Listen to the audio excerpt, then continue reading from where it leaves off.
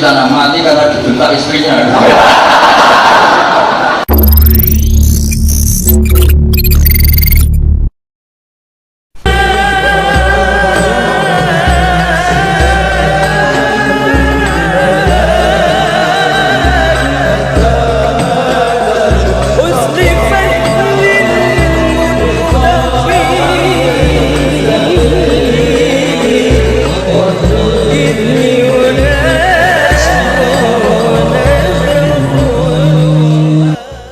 Ngaji banyak. Nabi Isa itu kalau orangnya ceria sekali. Pernah ditegur sama Nabi Yahya, mali aro kadohikan ka'annaka aminta min makrillah. Saya melihat kamu kok selalu senyum ceria, seakan-akan tidak ada adabnya Allah. Terus Nabi Isa balas ke Yahya, mali aro ka'abisan ka'annaka ayista min rahmatillah. Kamu kok merengut terus kayak ning donya ora ana rahmat. Jadi kamu milih mana? Senyum terus apa merengut terus? Partainya hanya dua, Nabi Yahya sama Nabi Isa. Jadi khazanah itu banyak. Untuk melawan penyakit itu ketakutan itu bahaya, karena bisa mengganggu imunitas tubuh. Orang harus percaya diri, harus pede. Meskipun harus hati-hati, tapi harus tetap pede. Dengan demikian imunitas tubuh kita terjaga. Jadi ya sudah seperti itu. Semua orang punya cara untuk menjaga diri masing-masing. Kemudian tentang Pak Ahmad Siddiq, saya tahu banyak karena dulu saya masih ingat. Ini sekaligus ijazah pada cucu-cucunya. Kalau sama anaknya tidak berani saya. Sama cucu-cucunya. Saya masih ingat Mbah Ahmad Siddiq itu sangat loyal sama yang namanya negara. Kita tahu beliau adalah termasuk orang yang bintang ketika Muktamar Situbondo, ketika NU pertama kali nerima asas tunggal, yaitu Pancasila.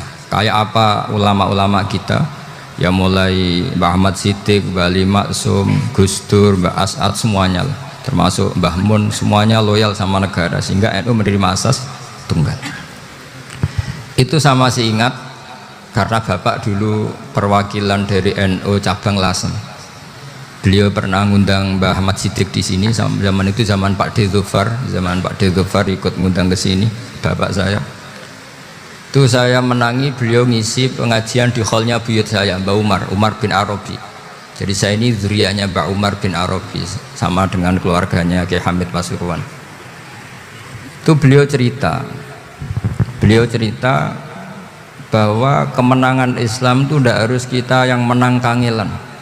Kadang Allah bikin orang lain yang kangelan, kita yang ikut menang. Jadi dulu kata beliau, banyak ulama ketika kita diserang Jepang, saya masih ingat, saya karena pas itu ikut ke Lasem, karena saya santri sarang, bangun ngisi di Lasem, saya ikut di Lasem karena saya masih keluarga. Itu ulama-ulama itu mimpi dibacakan ayat ghulibatir rum fi adnal ardi wa hum mim ba'di ghalabihim sayaghlibun fi bid'i sinin lillahil amru min qablu wa mim ba'du wa yawma idzi yafrahul mu'minun. Itu dulu itu ada pertarungan besar antara kerajaan Romawi dan kerajaan Persia. Kita tahu Romawi itu Nasrani. Saya ulang lagi, Nasrani itu percaya adanya Allah, adanya Tuhan, dan percaya adanya kitab samawi. Sementara musuhnya itu Persia, orang yang tidak bertuhan, tidak berdasar kitab samawi. Ketika Persia mengalahkan Romawi, itu orang Islam ikut susah, karena terus dibully sama orang-orang kafir Mekah. Orang kafir Mekah adalah orang yang tidak punya kitab samawi. Katanya orang kafir Mekah, iku lho balamu, jute duwe kitab, jarene di hubungan mbek langit, nyatane perang keok. Paling kon ya podo. Jadi ada analogi bahwa kalahnya orang Nasrani itu dianggap simbol kekalahan orang yang bertautan atau berhubungan dengan langit. Akhirnya orang Islam susah. Saking susahnya orang Islam sampai Abu Bakar itu tanya, ya Rasulullah, lalu orang Romawi menang itu kapan? Terus ada surat turun, fibit isinin, ya kira-kira 3. Abu Bakar pas itu belum alim-alim amat, jadi ngartikan 3 itu ya 3 betul, sehingga beliau masyhur itu, cara Jawa totoan itu kimar. Pokoknya nanti Romawi pasti menang 3 tahun lagi. Akhirnya ketika datang itu taruhannya dengan 10 onta. Datang ke Rasulullah, Nabi menjelaskan, loh ndak, bid'u itu mabena salas ilatis itu 3 sampai 9. Kamu jangan bilang 3. Ya sudah, taruhannya ditambah sampai 100 onta. Tapi pembuktiannya enggak 3 tahun, tapi nunggu 9 tahun. Sampean jangan tanya, berarti dulu pernah taruhan halal. Zaman sebelum ngaji saya, sampean sudah sering taruhan, jadi jangan nyalahkan saya. Nanti itu ada ilmunya, namanya nasah apa? Mansukh. Dan taruhannya Abu Bakar tidak kayak sampean. Taruhan yang sangat-sangat demi Islam, bukan demi hadun nafsi. Betul. Ketika tahun ke-7 orang Islam itu menang. Gila ya, tahun 9 itu umat Islam menang. Menangnya umat Islam mengalahkan musyrik Mekah itu di Badar. Romawi mengalahkan apa? Persia. Gara-gara Romawi mengalahkan Persia itu cara berpikir orang tuh rubah. Ternyata langit itu ada, kekuatan langit itu ada. Sehingga meskipun akhirnya orang Kristen bilang ada Trinitas, terus mereka keliru dalam mengartikan Isa, tapi ada sekian nabi yang mereka sebut dan mereka hormati. Ada sekian kesamaan. Sehingga dalam Islam, saya ulang lagi, dalam Islam, andai kan disuruh milih orang komunis sama orang Nasrani, Islam tentu sama-sama kerjasama, milih sama yang Nasrani, karena ini ahli kitab. Kerjasama loh, bukan milih menjadi Nasrani. Nanti kalian salah paham, senangannya terus bully. Itu semangatnya pasti hasad. Nah, terus lalu relevansinya dengan Indonesia gimana? Wa yauma idzi yafrahul mu'minun. Ketika orang Romawi yang punya kitab samawi mengalahkan Persia yang tidak punya kitab samawi, itu orang Islam ikut bunga, ikut gembira. Itu semua kiai banyak yang mimpi seperti itu. Ini cerita Pak Ahmad Siddiq, saya dengarin. Ternyata betul, Jepang itu nggak dikalahkan Indonesia. Jepang, Hiroshima dan Nagasaki dibom oleh apa? Sekutu. Akhirnya Jepang pulang. Pas Jepang pulang, Indonesia merdeka.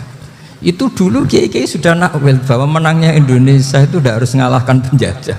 Pokoknya nanti penjajah ada yang ngalahkan. Jadi orang Islam zaman itu tidak bisa mengalahkan Persia, yang mengalahkan itu Romawi. Tapi orang Islam ikut gembira. Itu sebenarnya wa yauma idzi yafrahul mu'minun binasrillah. Jadi orang itu cara berpikir Quran itu beda. Sehingga saya ini cerita ke cucu-cucu Mbah Siddiq karena ya nasabnya sama sampai saya, karena sama-sama sampai Mbah Sambu. Bedanya keluarga saya lewat Mbah Abdul Azim, kalau yang keluarga sini lewat namanya Mbah Yusuf. Itu saudara sama Mbah Abdul Azim, sama-sama sampai Mbah Sambu. Tapi keinginan saya tentu bukan sekedar silaturahim gagah-gagahan diceluk Gus. Celuk Gus repot. Nak ora alim ra pantes. Nak beling ra pantes. Salam templek 1.000 jaluk swarga.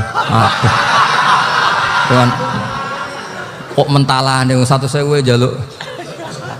Kamu nginep di hotel 100.000 itu tidak cukup, apalagi untuk bayar apa? Surga. Itu enggak sopan sekali. 1 juta ya nggak bisa itu, 100 juta juga nggak jelas juga.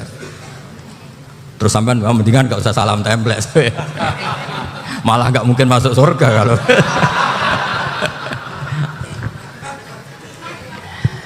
Jadi dulu yang namanya zuriyah, sampean tenang saja, nasab sampean tidak kalah dengan kita, karena nanti setelah di kuburan itu gus-gus itu nggak penting. Semua kalau ditanya bapak kamu siapa, jawabannya siapa? Nabi Ibrahim.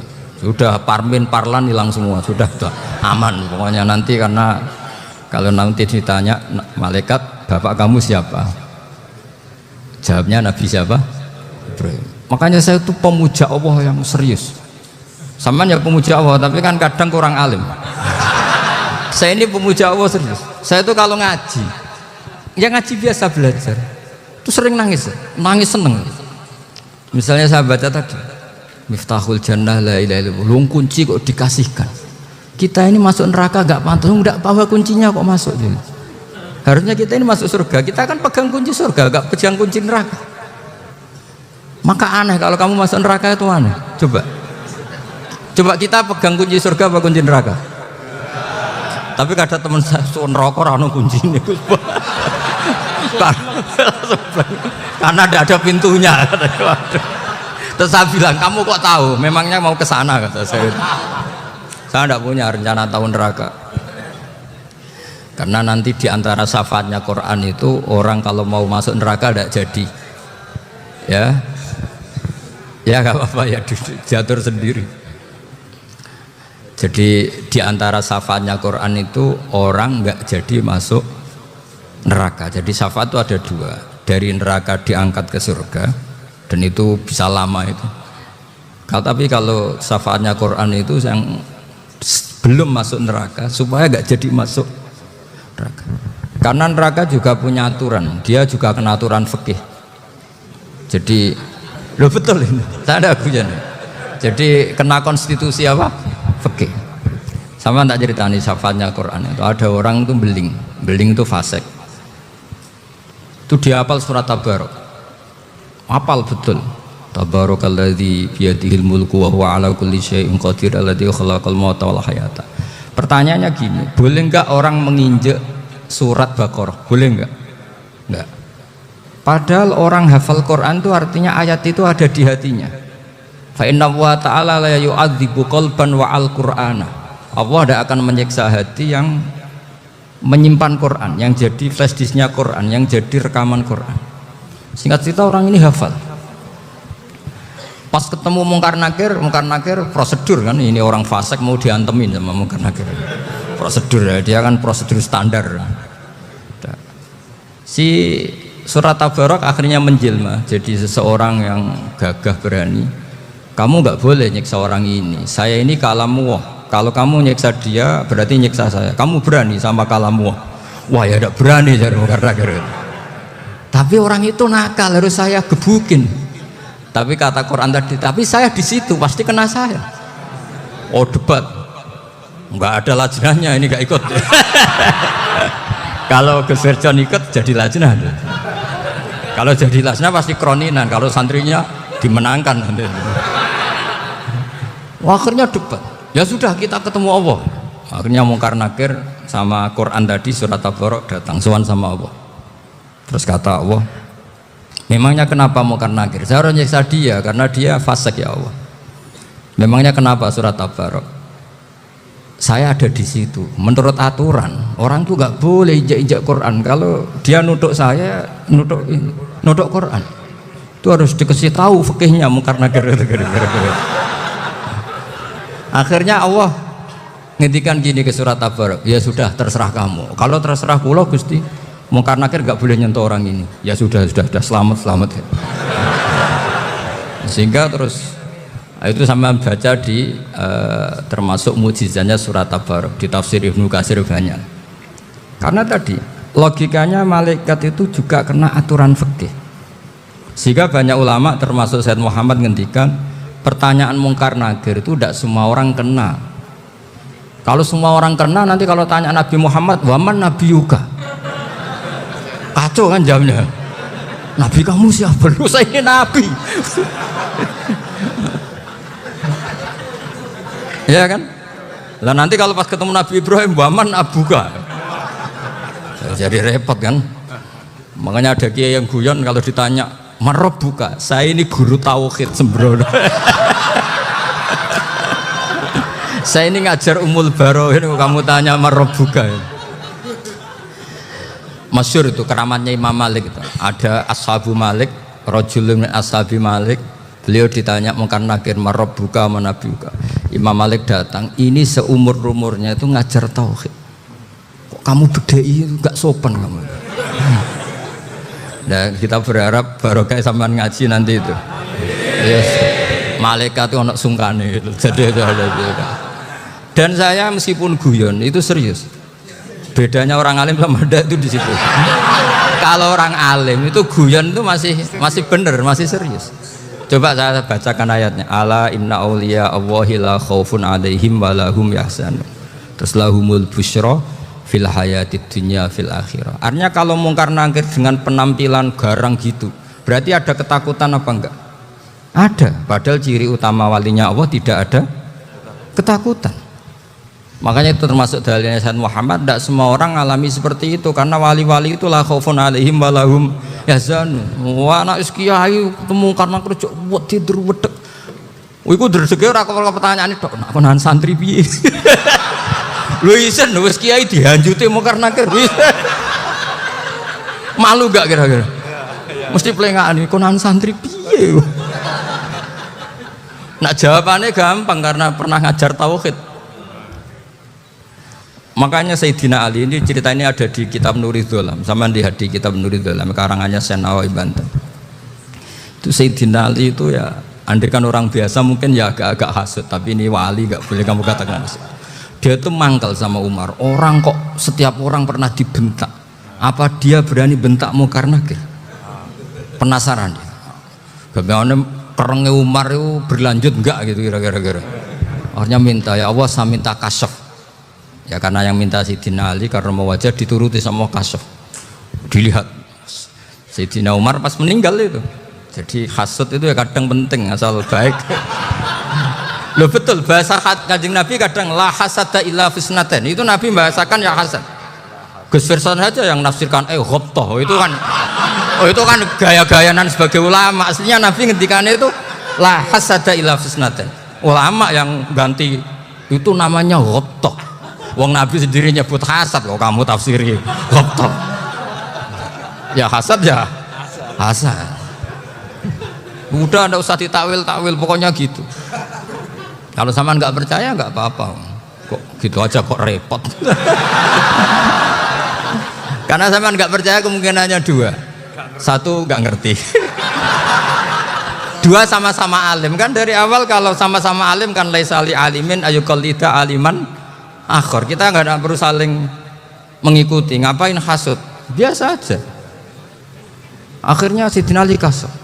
Pas Umar bangun, setelah mati kan bangun, setelah meninggal bangun. Mungkar nakir datang dengan perangai yang sangat garang.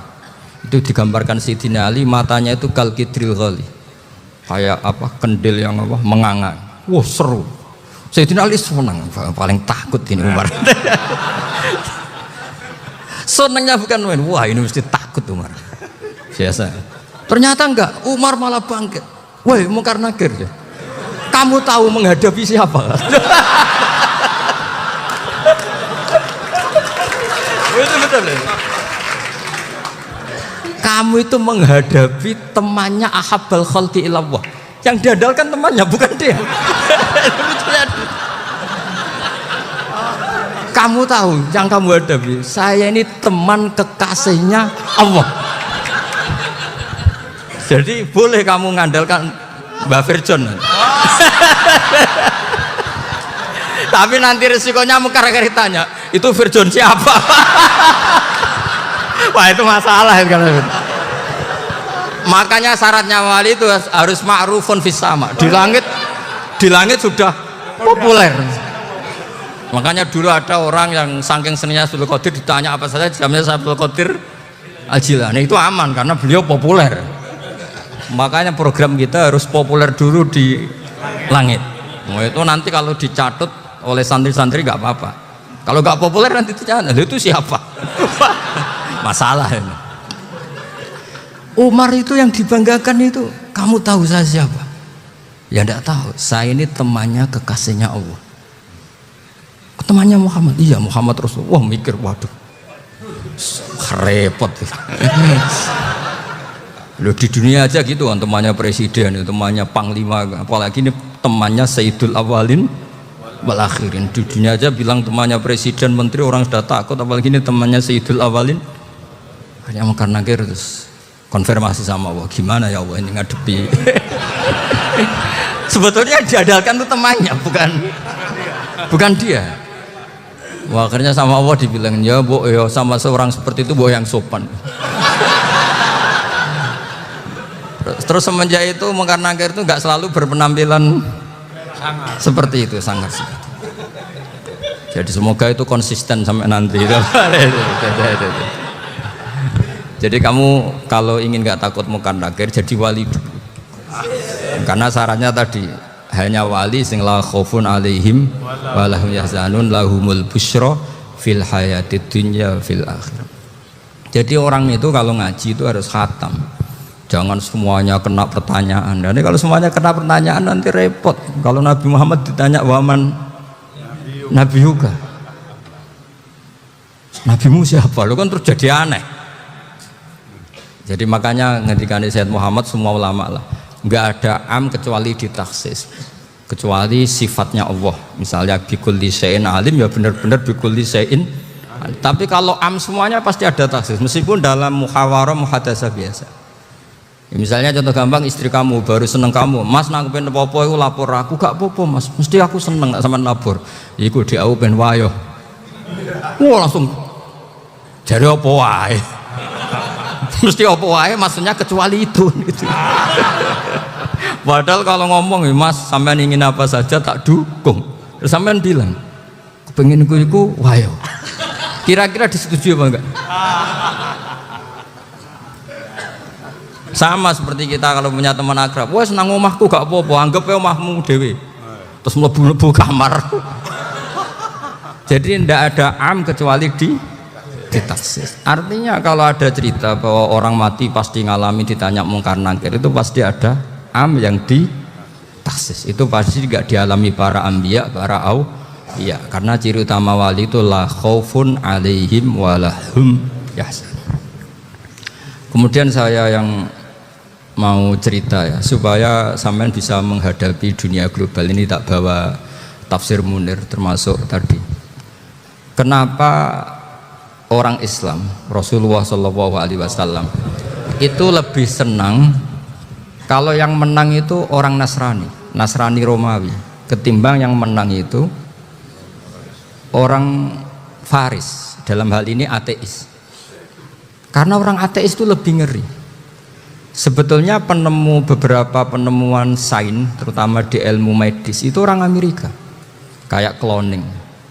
Tapi orang Amerika itu masih dilarang oleh gereja untuk mengaplikasi. Karena nanti bayi cloning itu dipakai suku cadang. Di Amerika masih ditentang oleh fatwa-fatwa agama, baik Islam maupun Kristen. Tapi di Cina itu dipraktekkan. Karena nggak ada halangan agama. Di Cina itu biasa ada kondom diolah lagi jadi alat-alat aksesoris. Di Amerika tidak ada karena masih ada agama, masih ada larangan. Sehingga orang Islam itu lebih takut kalau yang menang itu Persia, karena terus cara berpikir ternyata Tuhan itu tidak ada, langit nggak ada perannya. Jadi ketika yang menang Nasrani masih berpikir itu pertolongan Tuhan, meskipun mungkin cara mengatakan Tuhan beda dengan kita. Tapi ada satu kesamaan bahwa kekuatan samawi itu ada. Jadi disebut hulibatir rum fi adnal ardi wa hum min ba'di walabihim sahlibun. Di sini diterangkan oleh Syekh Nawawi supaya kamu tidak salah paham. Sebetulnya kamu katakan misalnya wah itu paham liberal, sebenarnya saya tidak tersiksa. Cuma takut yang mengatakan seperti itu cek goblokir atau ngaji gitu. Itu aja masalah saya.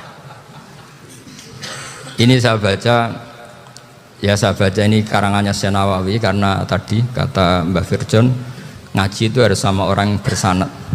Saya ini kalah sama beliau itu berkali-kali. Secara nasab saya harus manggil Mbah. Secara silsilah ilmu saya juga kalah lagi. Saya sering disewani sama cucu-cucu Syekhona Khalil. Kiai Siddiq itu termasuk murid dekat beliau, Syekhona Khalil. Kalau itu berarti kan Gus Firjon, Ahmad, terus Mbah Siddiq. Mbah Siddiq ngaji Syekhona Khalil. Syekhona Khalil itu pernah ngaji langsung sama Sayyid Zaini Dahlan. Berarti beliau dari Sayyid Zaini Dahlan itu baru generasi kelima.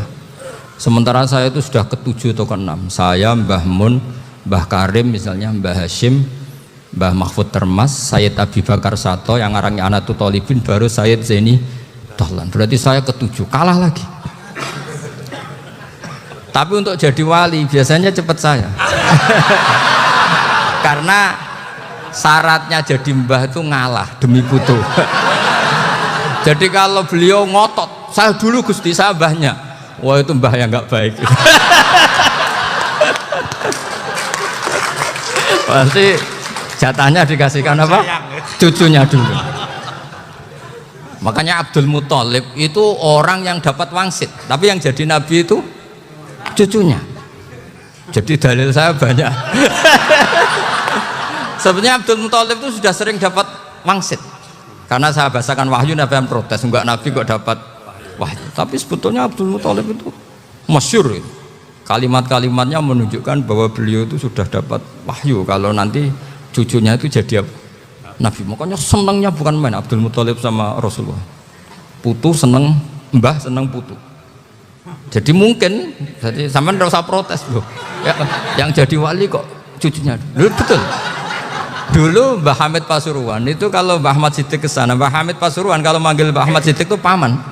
Tapi pamannya minta ijazah ke ponaan. Apa ya gara-gara itu memang. Kalau itu masih berlaku apa? Ngalah tadi.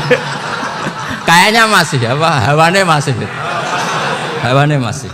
Karena melihat tren-tren langit masih gitu kayaknya masih. Masih itu. Ya, tapi mbahnya tetap dapat jatah, tenang saja nanti. Tapi memang sebaiknya mbah itu legowo. Rasulullah Muhammad SAW itu terkenal min dzurriyyati Ibrahim. Tapi kata Rasulullah, ana dakwatu Ibrahim wa bisyaratu Isa. Aku nganti ngene iki barokah dongane Nabi siapa? Ibrahim. Jadi dongane Nabi Ibrahim nggih tiba teng putu. Jadi banyak bukti bahwa jatuhnya ke putu gitu. Tadi saya di kamar sama beliau berduaan. Nih Mbah sing dadi wali di sini. Aku Mbah. Cocokan tadi. Nah, kenapa saya akhir-akhir ini gulirkan daftar wali? Kenapa? Saya ini resah ya. Orang sudah ingin dicintai pejabat, dicintai tetangga, dicintai teman. Tapi kadang-kadang orang lupa lagi dicintai apa. Makanya saya meskipun guyon, tapi ini amdan bukan sahwan. Supaya orang punya cita-cita lagi jadi wali, ingin dicintai Allah. Kita ini terlalu lama ingin dicintai makhluk, Mbok ya naik kelas sedikit lah. Ingin dicintai Allah Subhanahu wa Ta'ala. Meskipun saya guyon, tapi tadi guyon saya tuh lebih serius ketimbang serius Anda. Karena tak pikir.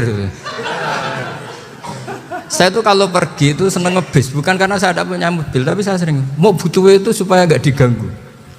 Karena saya tuh harus punya waktu sendiri. Kalau bis kan ketemu orang nggak kenal, tapi sekarang ya agak susah, banyak yang kenal. Dan susahnya lagi nggak minta ijazah, minta foto. Aduh. Orang repot tuh. Mau dibenci itu umatnya Rasulullah Shallallahu Alaihi Wasallam. Mau disetujui itu sanatnya mana? Kalau ketemu orang alim minta apa? Foto. Itu nggak ada sanatnya. Nggak tahu saya itu mazhab dari mana itu. Ya mazhab milenial yang jelas itu kan. Ini tak baca ya biar dapat, karena ini kenangan saya sama Mbak Ahmad Siddiq. Saya masih ingat betul beliau ngisi kholnya Mbak Abdullah bin Umar, berarti abahnya Mbak Hamid. Karena mbah saya itu Fatimah binti Khalid bin Umar. Kalau Mbak Hamid itu Hamid bin Abdullah bin Umar.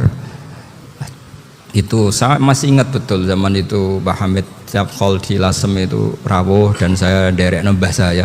Karena masih misanan datang ke Lasem, itu beliau pasti itu ngisi sama Mbah Mun. Mbah Mun masih muda, Ki Ahmad Siddiq sepuh senior. Itu beliau cerita bahwa dulu ketika Indonesia dijajah Jepang itu para kiai mimpi dibacakan ayat Khulibatir Rum fi adnal ardi wa hum min ba'di walabihim salim. Terus ada kiai yang tanya takwilannya gimana? Ya nanti Jepang pulang bukan karena kita yang mengalahkan, tapi Jepang ada yang mengalahkan sendiri meskipun tidak kita. Kayak dulu Faris tidak dikalahkan Islam tapi dikalahkan Romawi, tapi yang senang umat Islam wa yauma idzi yafrahul mu'min. Itu luar biasa ulama-ulama kita. Delalah kejadiannya Indonesia seperti itu. Yaitu kita tidak mengalahkan Jepang, tapi Jepang pulang sendiri karena dikalahkan apa? Sekutu. Ya ini saya baca. Ini tidak usah dicek bacanya benar apa enggak. Sudah aman apa? Aman. Karena kalau saya salah itu ya sengaja. Artinya ya sengaja saja. Ya biasa maksudnya. Saya kemarin ngisi di Pondok Peloso, di Pondok Al Munawir Jogja. Salah itu ada dua. Ada salah yang memang benar-benar salah. Itu enggak apa-apa, bisa dimakfu. Karena mesti sangke wong goblok salah yang terus itu. Ada salah bawaan ilmu, itu repot tuh dadaninya. Karena misalnya kita yang biasa belajar qiraah safah wayah sibuhu, mesti diulang lagi wayah sabuhu. Karena qiraahnya Imam Asim itu hasibah sabu bi fathis sin. Sementara kita kalau ngaji kitab kulino yahsib. Sehingga kita yang biasa belajar safah itu kalau baca kitab itu kayak orang bingung. Kadang-kadang yang ngaji juga bingung. Gus Pak mocok di bulan pelin. Ya tepat-tepatan. Ada yang mengatakan Gus Pak bingung, ada yang mengatakan Gus Pak alim alamah. Ya tepat-tepatan nasib tadi. Karena memang ya safah memang seperti itu. Misalnya kufuan. Kufuan itu Imam Asim baca kufuan. Tapi beliau punya murid namanya Syu'bah. Itu kalau baca kuf'an. Makanya kita itu, ini kan khataman Quran ya. Jadi saya menyinggung sedikit tentang qiraah safah. Tadi beliau juga sudah tak kasih kitab saya Hifdzuna Liyadal Mushaf. Sama tak ajari latihan safah. Memang angel ya. Makanya yang nggak bisa itu wong pinter. Sudah tahu angel ya nggak usah diteruskan kan. Orang menghindari barang angel itu pinter apa goblok? Pinter. Berarti wong goblok pinter. Saya tuh makanya sama orang goblok tuh respect. Jadi orang alim tuh angel apa gampang? Angel. Menghindari barang angel pinter apa goblok?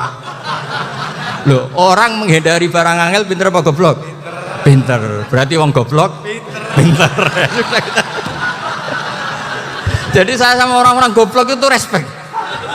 Sudah tahu jadi orang alim angel ya barang angel ya harus dihindari. Makanya saya ini insya Allah umatnya Nabi yang termasuk yang terbaik. Amin. Karena mencintai umatnya Nabi termasuk yang goblok. Wah, itu tidak gampang itu. Karena tadi sudah tahu ya.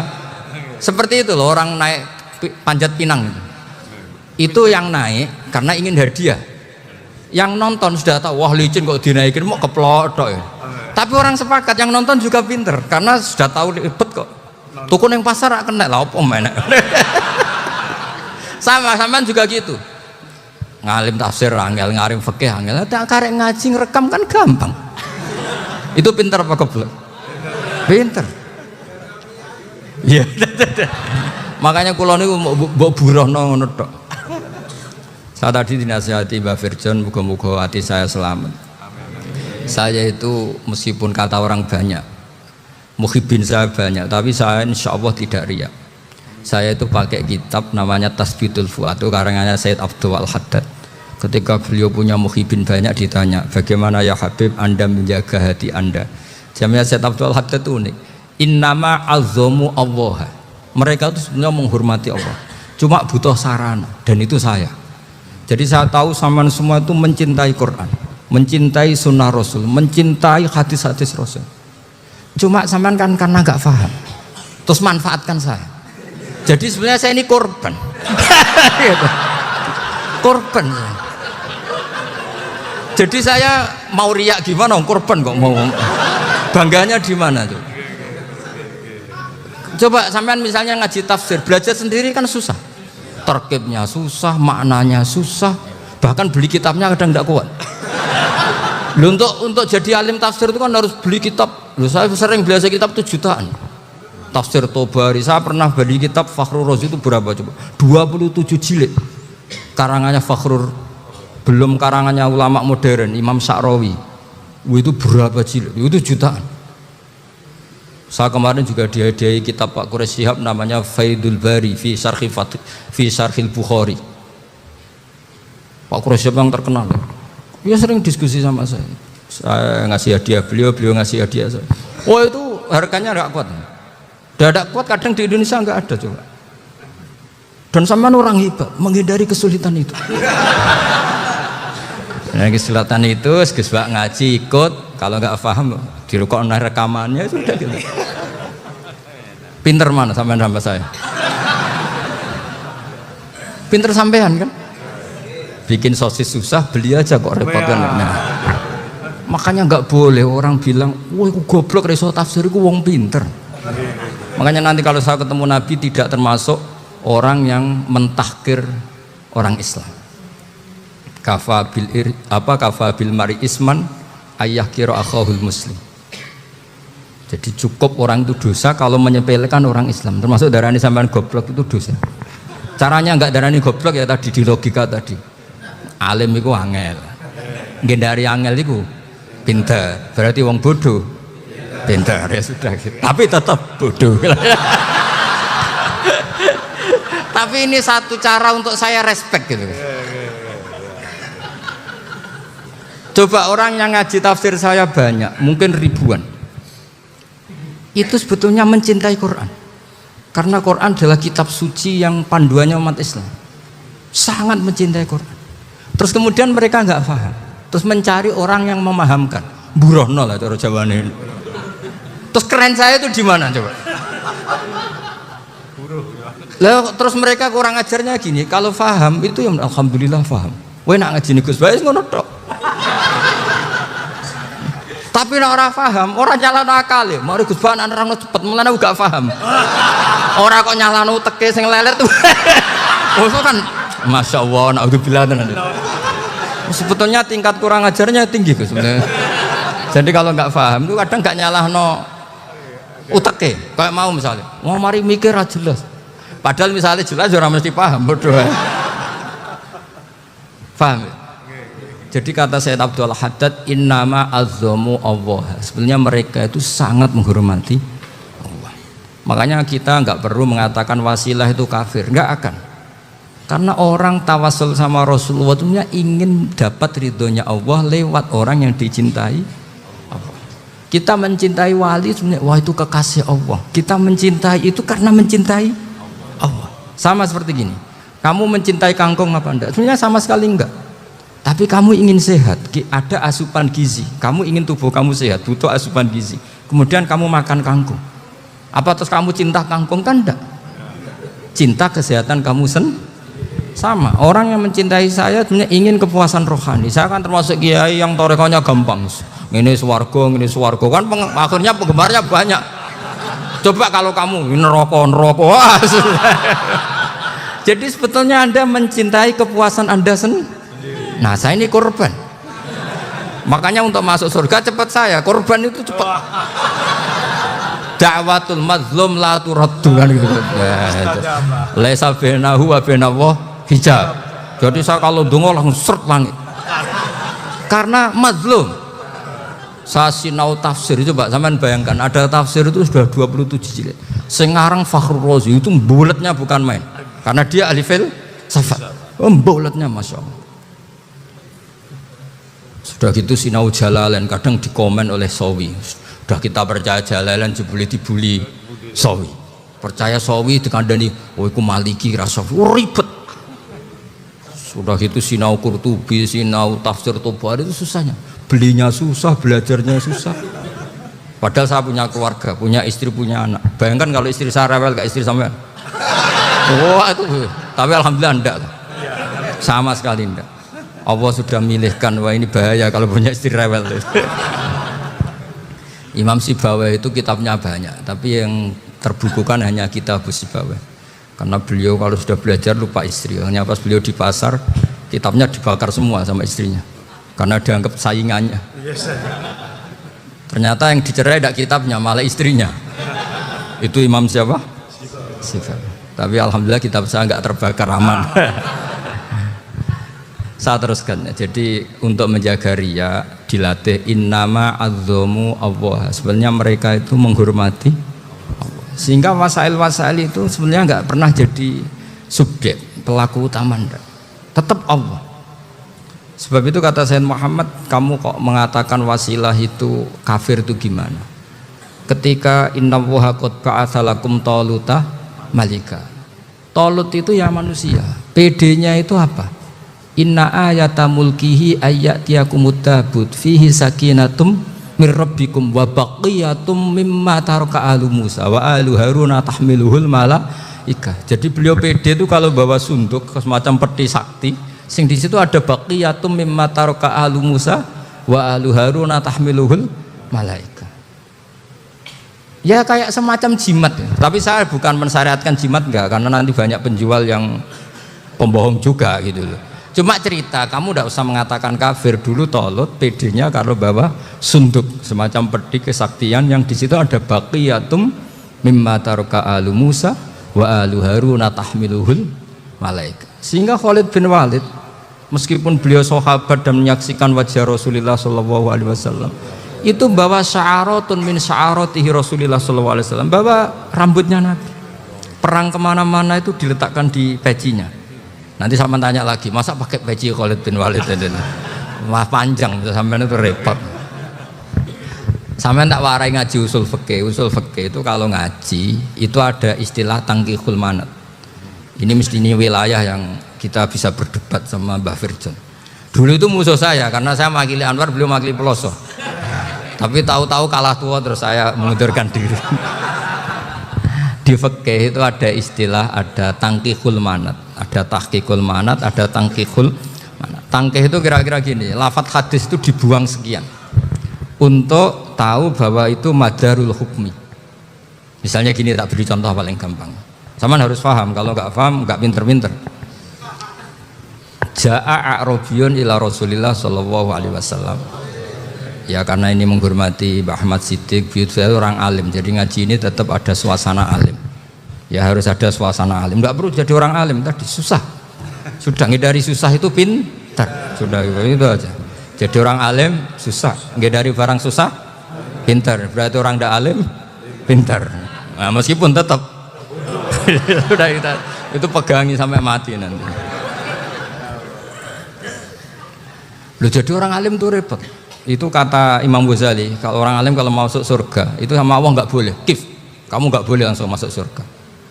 Coba cari umat kamu, syafaati dulu. Nah, saya takut nyari sampean nggak bisa kembali. Saya tidak punya rencana itu, pokoknya mau masuk. Boleh sampean aduan balik raroh deh, wah repot nanti saya. Berat jadi orang alim itu berat. Ya saya teruskan ya. Ada tangkihul manat. Ja'a a'rabiyun ila Rasulillah sallallahu alaihi wasallam. Faqala ahlaktu wa ma ahlakaka qal waqa'tu imraati fi nahari Ramadan. Ya sidang kita, saya ini rusak ya Rasulullah. Kenapa? Karena saya menjima istri saya fi nahari Ramadan. Terus kata Nabi, kamu harus bayar kafarah. Napa Nabi kafarah? Puasa 2 bulan. Wong baru 1 hari aja terjadi gitu kok disuruh puasa 2 bulan. Ya tidak kuat ya Rasulullah. Baru berapa hari saya puasa aja kecelakaan seperti itu, apalagi kalau sampai 2 bulan. Enggak ya Rasulullah.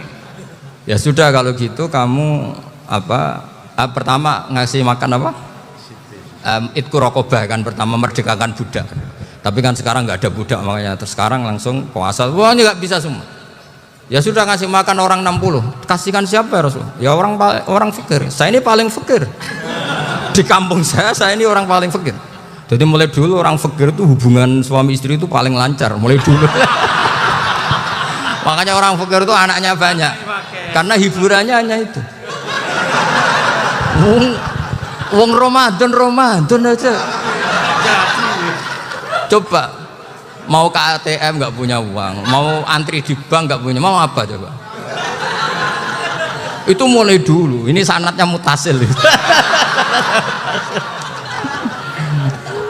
Wah, akhirnya sudah sanksinya kan tadi ya, itqu raqabah atau puasa 2 bulan berturut-turut atau ngasih makan 60 orang miskin.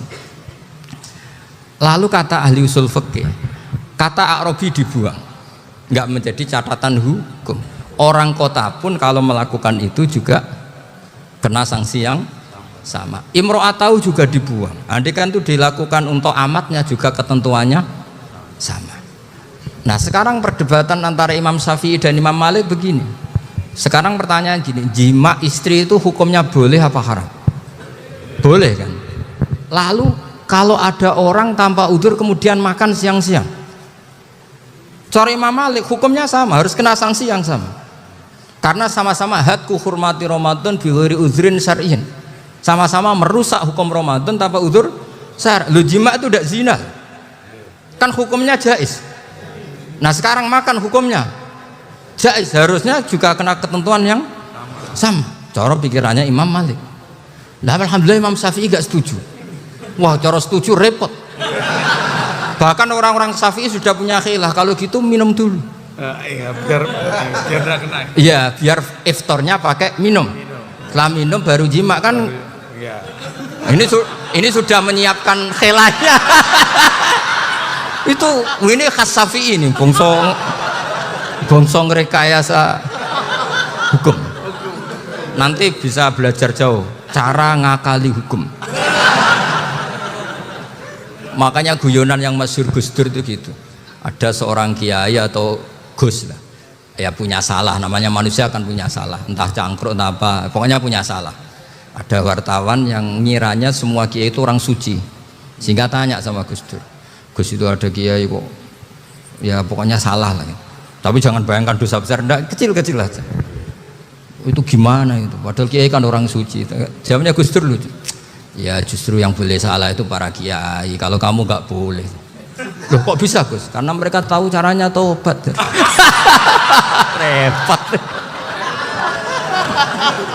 Kalau kamu nggak tahu caranya, sama pelanggaran hukum itu ya harus pakar-pakar hukum. Itu yang tahu caranya yang rekayasa. Kalau kamu ya kena pasal kan ya. Jadi kamu jangan niru saya ini punya sekian cara untuk pemburu. Nah, itu namanya khilah. Makanya kata Sayyid Muhammad, kamu tidak usah anti khilah. Karena Abu Hanifah itu membolehkan khilah, kitabul khiyal. Yang penting kamu soleh dulu. Setelah soleh nanti Allah maklumi. Soleh dulu, syaratnya soleh dulu. Kalau tidak soleh jangan. Contohnya gini, ada orang mau puasa lemes sekali, mau makan. Gampang, kalau langsung makan kan kayak hadku hormati Ramadan biwari udrin sarian. Aku langsung mau jembera sowan Mbah Firjon. Sudah status saya apa? Musafir. Ya sudah, berangkat aja sampai Tuban makan. Nanti kalau nggak jadi ya nggak apa-apa sudah. Kan mulai pergi sudah musafir. Saya tidak tahu nanti malaikat tertarik gebuki nggak tahu. Tapi itu ada khilahnya, asal soleh lah.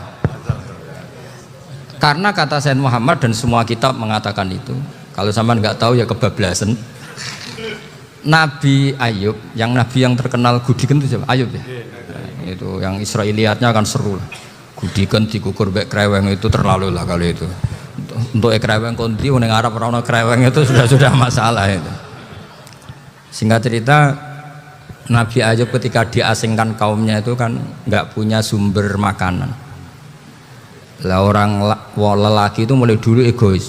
Istrinya Nabi Ayub itu cantik sekali, udah cantik, rambutnya bagus. Makanya kamu nggak usah tanya kenapa istrinya kayak banyak yang cantik. Ya, nah warasatul anbiya, nggak boleh mungkin. Kalau nggak cantik ya warasatul anbiya dari segi balak.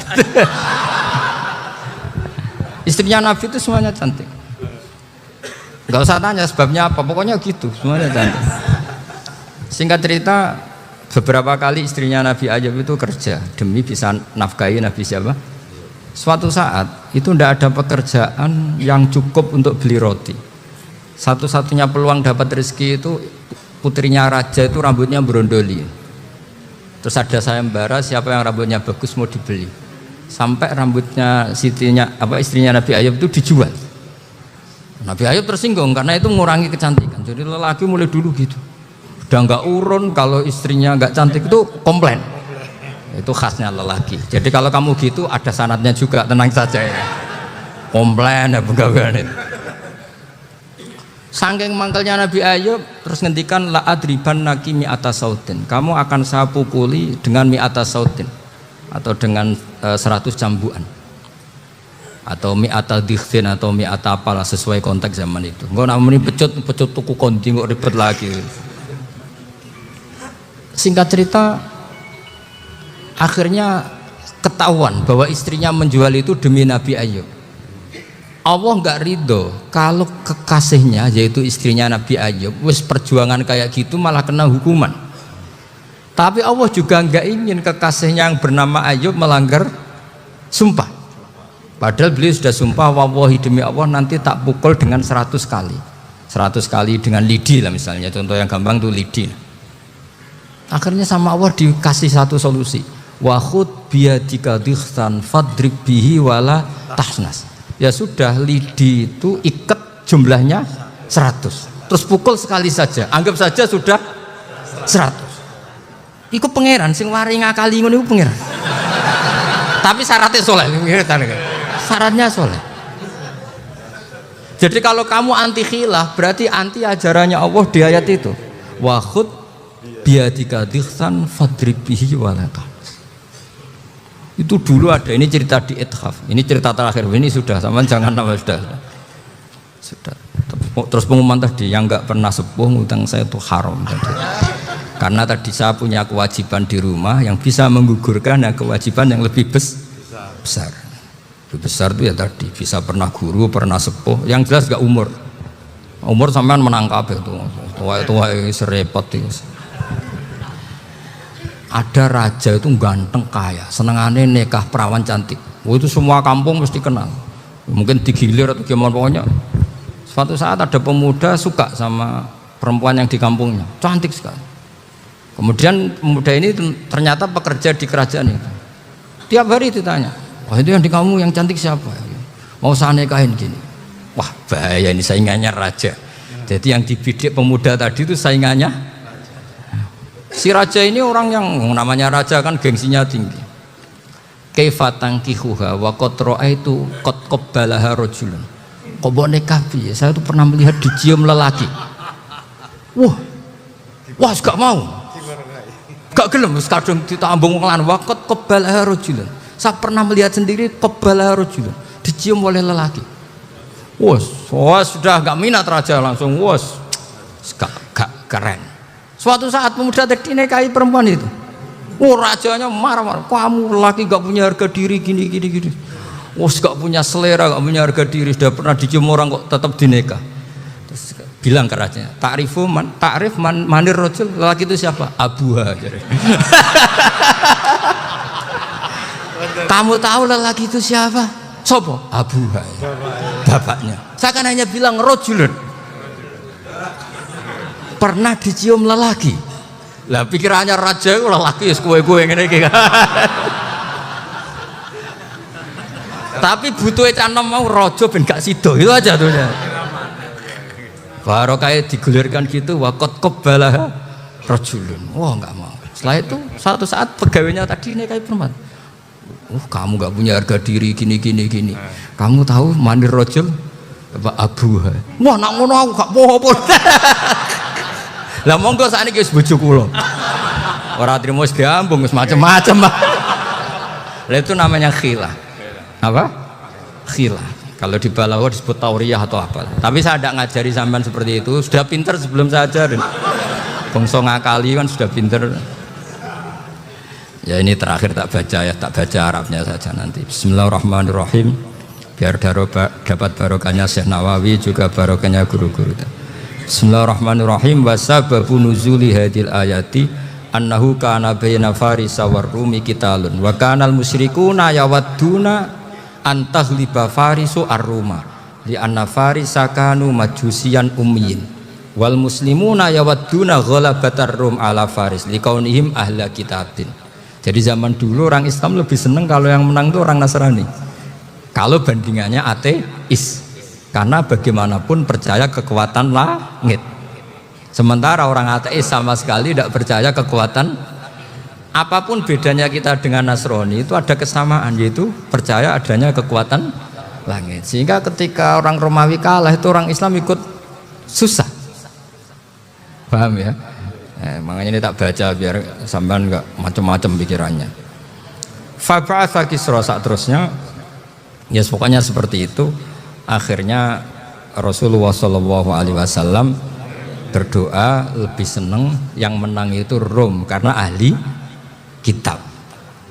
Artinya apa? Kemenangan ahli kitab adalah kemenangan makhluk atau hamba Allah yang mentautkan kekuatan kita di bumi dengan kekuatan langit. Makanya saya berharap selain kita ikhtiar medis, kita harus memperbanyak istighfar. Bagaimanapun semua itu dari Allah Subhanahu wa ta'ala. Kita menghormati negara dengan ikhtiarnya, tapi saya mohon sekali kita juga istighfar, karena semua itu juga ditentukan oleh Allah, oleh langit. Ya, saya kira demikian. Assalamualaikum warahmatullahi wabarakatuh.